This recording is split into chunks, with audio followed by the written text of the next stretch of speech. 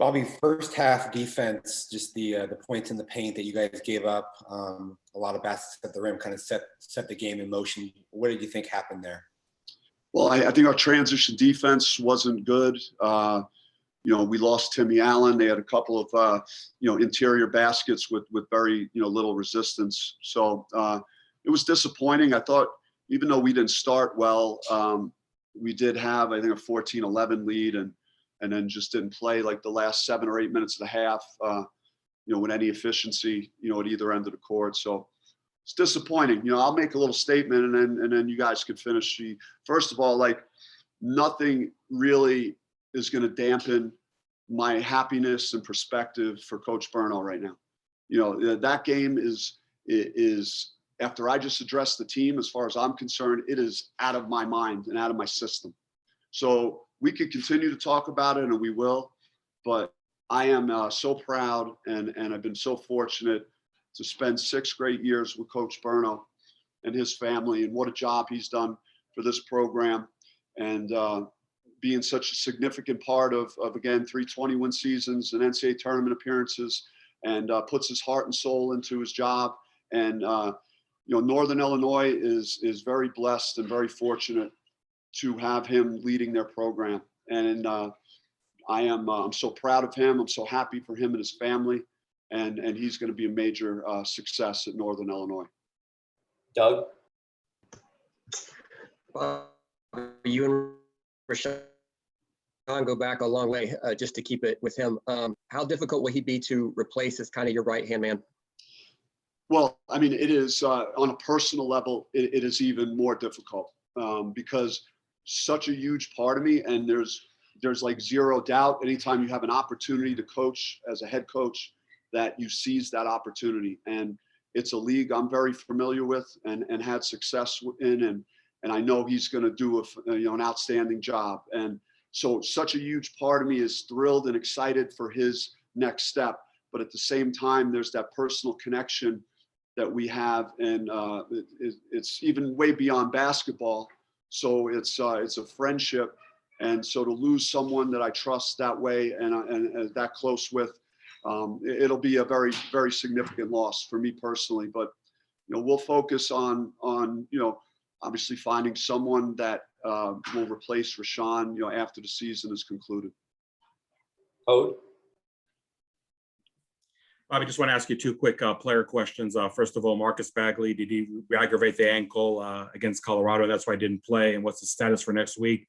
And second of all, I'm sorry, go ahead. Well, we talked and kind of went all in on Thursday, and I thought we knew that there was a chance to get to the 5 seed, and then that was a big deal. And so we didn't get that done. It really didn't make sense to bring Marcus out here, and risk the possibility of re-injury. So we're going to reevaluate it. I thought he moved fairly well during the game.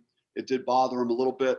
So we're just going to make sure we cross our T's and dot our I's and make sure we're not missing anything, and just get him checked on Monday. And then I should have another update, before we head to Vegas on Tuesday.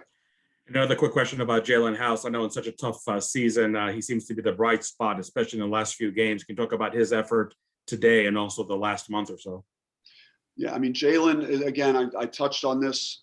I liked how he played and competed at the end of the Colorado game when they they got the double-digit lead late in the second half. He kept competing, and I think he brought that same mindset to the game. There were very few guys that I think competed the way I think Coach Burno deserved for this team to compete today, and that was unfortunate because Coach Burno addressed the team last night, and it was a very emotional moment, and he talked about what Arizona State has meant to him, what it's done for his family, the success that we've had, the players he's coached, and then the opportunity that has now been provided in his life to be a head coach, and thanking all the players and mentioning players that he's coached at Arizona State.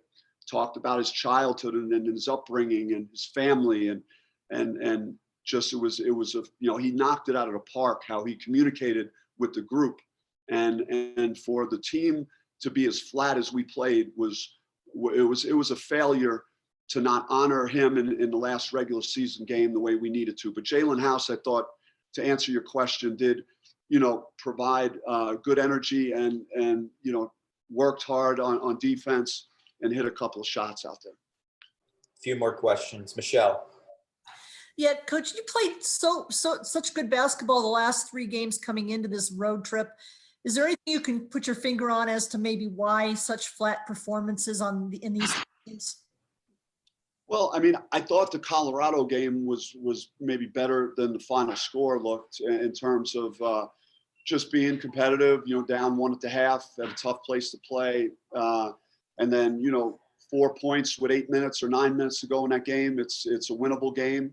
And, then we had issues there with rebounding and McKinley Wright was just having a game, but I didn't think that performance would carry into something like this. So, and again, it's senior day for Utah and they played well and, they had guys making plays out there. So I'm not going to just say that it was all us, but certainly we deserve to honor Coach Burno's last regular season game better than what we showed today.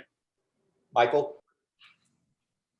Yeah, Coach, you kind of touched on it saying moving on from this game. I mean, is this one of those games? I know coaches have different tactics, whether it's looking at some of the film for learning things or just kind of burn it and let the team just focus on the Pac-12 tournament coming up. How do you view that?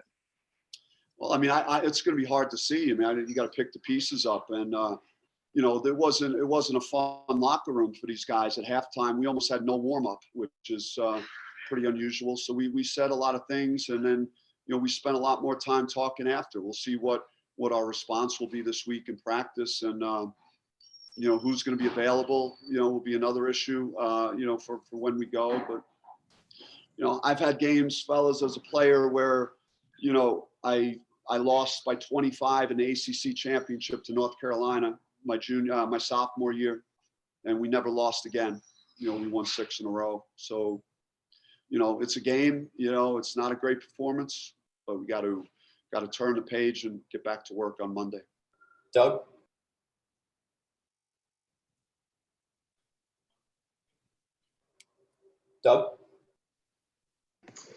Bobby, the exchange with Timmy Allen there on the bench, can you explain what happened there? I'm not going to go into any discussion on that. Just say it had nothing to do with me. And if you look at the television, whatever the TV had on it, then you could ask Timmy about that. But there were no words between myself and Timmy Allen. Last question, Chris. Yeah, Bobby, Remy Martin's been so great of late. Tonight, I think you took him out with two or so minutes into the game. He didn't score in the first half. I just was curious about his game or your conversations with him. I mean, he hasn't been in a good place the last 2 games, so it's he hasn't been in a good rhythm, so we got to find a way to get him more connected to the game and get him going. So that'll be my job next couple of days. And I mean, he was on such a tear, when you had those 8 straight, 20-point games, and he's had two subpar, offensive games for him. But hey, man, he's carried us through the valley when things were not going great, and so he's entitled to not being at his best. But we'll try and get him right, heading to Vegas. Thanks for the time, Coach. Thanks, Bobby. Thanks, Coach.